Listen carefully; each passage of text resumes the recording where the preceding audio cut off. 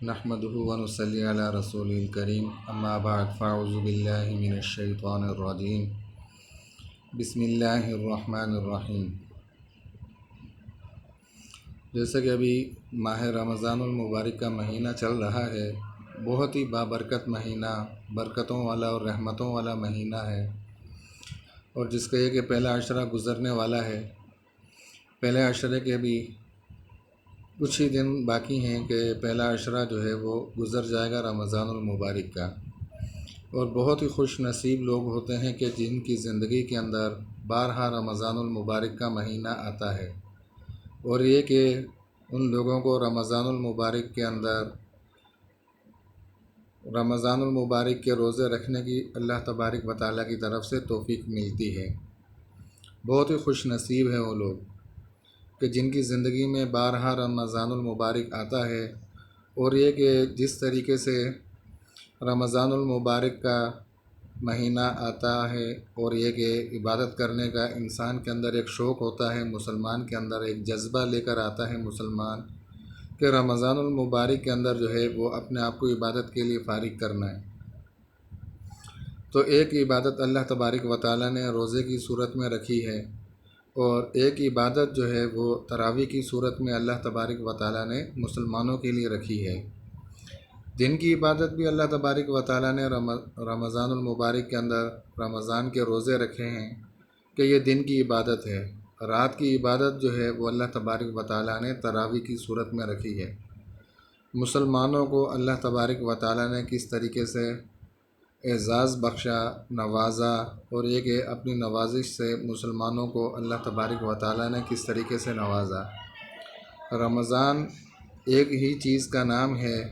لیکن عبادات کے اندر اللہ تبارک و تعالیٰ نے الگ الگ کر دیا کہ رمضان المبارک کے روزے جو ہیں وہ دن کے اندر الگ عبادت ہے تمہارے لیے، اور رات کے اندر تراویح کی صورت میں اللہ تبارک و تعالیٰ نے جو عبادت رکھی وہ الگ رکھی مسلمانوں کے لیے۔ بہت سارے لوگ جو ہیں وہ تراویح کو ہلکا لیتے ہیں، اور یہ کہ معمولی چیز سمجھ کر چھوڑ دیتے ہیں کہ جب ہم نے روزہ ہی نہیں رکھنا تو اب تراویح سے ہمارا کیا تعلق، کیا لین دین۔ حقیقت کے اندر کیا کہ روزہ رکھنا الگ عبادت ہے،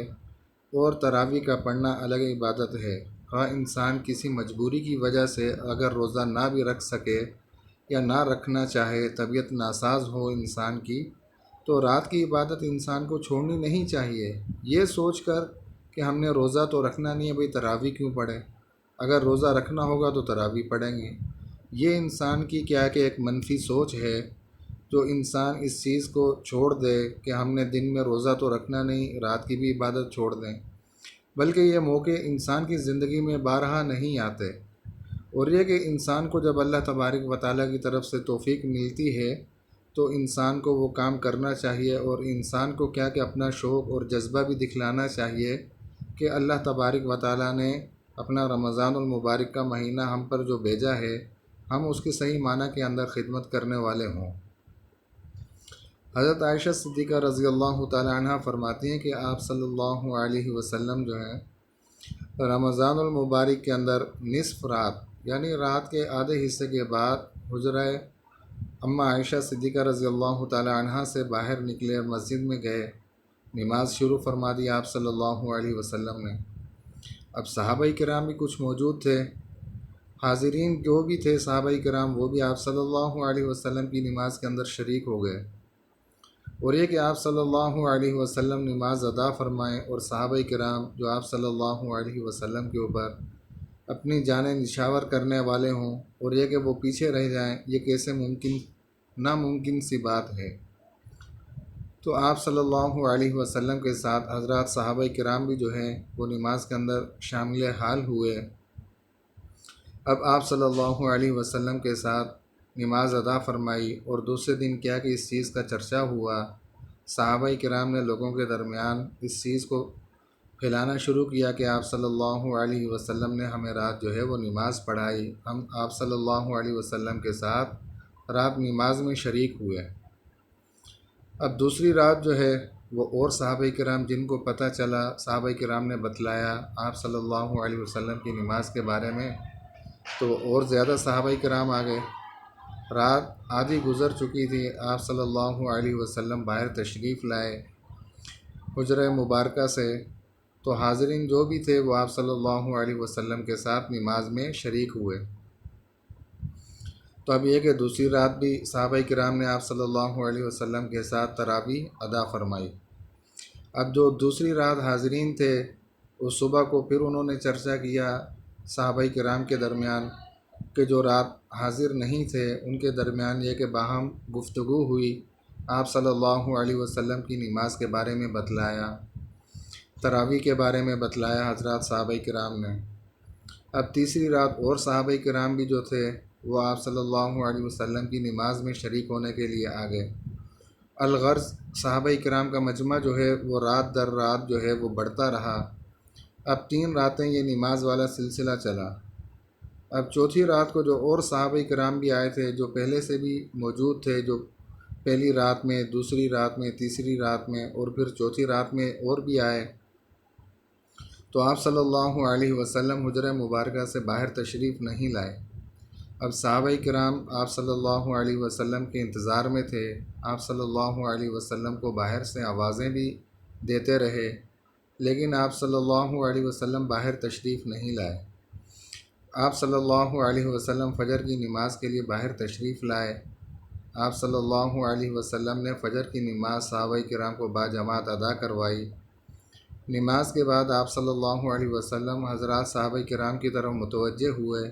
اللہ تبارک و تعالیٰ کی حمد و ثنا کے بعد آپ صلی اللہ علیہ وسلم نے وہ بتلایا کہ رات جو آپ لوگوں نے عمل کیا وہ مجھ سے مخفی نہیں۔ آپ صلی اللہ علیہ وسلم نے جو صحابہ کرام نے عمل کیا، آپ صلی اللہ علیہ وسلم کو آوازیں دینے کا، آپ صلی اللہ علیہ وسلم نے فرمایا کہ آپ لوگوں کا وہ عمل مجھ سے مخفی نہیں،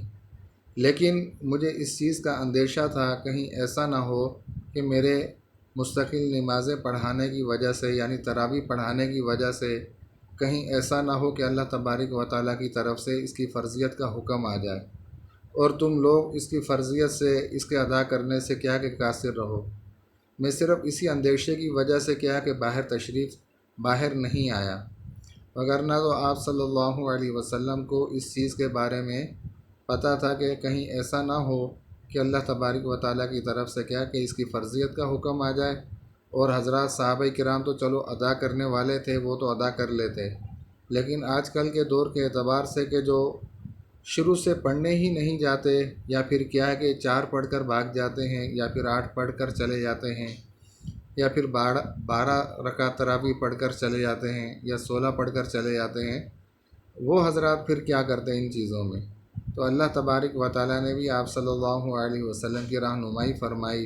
اور ہر جگہ پر آپ صلی اللہ علیہ وسلم کا ساتھ دیا اللہ تبارک و تعالیٰ نے، اور یہ کہ آپ صلی اللہ علیہ وسلم نے بھی فرضیت کی وجہ سے کیا کہ اس کو چھوڑ دیا کہ حضرات صحابہ کرام کو جماعت ادا کروانا، تو کیا کہ فرداً پڑھتے رہے، لیکن آپ صلی اللہ علیہ وسلم نے 3 راتیں جو ہیں وہ اس چیز کا اہتمام فرمایا۔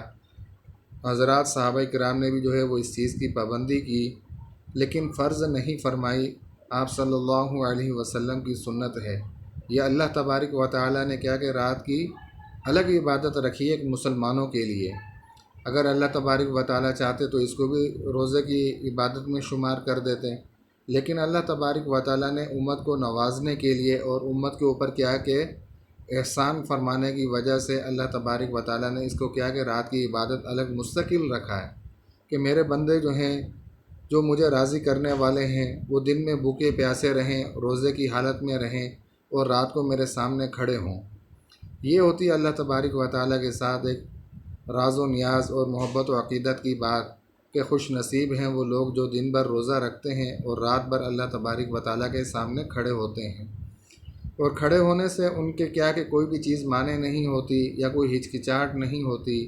اور یہ کہ اللہ تبارک و تعالیٰ کی محبت اور شوق میں وہ لوگ کھڑے ہوتے ہیں۔ تو اللہ تبارک و تعالیٰ سے دعا ہے کہ اللہ تبارک و تعالیٰ ہم سب کو اس ماہ رمضان المبارک کے روزوں کی اور رات کی جو تراویح کی صورت کی عبادت ہے ان کی کیا ہے کہ اللہ تبارک و تعالیٰ ہم سب کو قدر کی توفیق عطا فرمائے۔ وآخر دعوانا ان الحمد للہ رب العالمین۔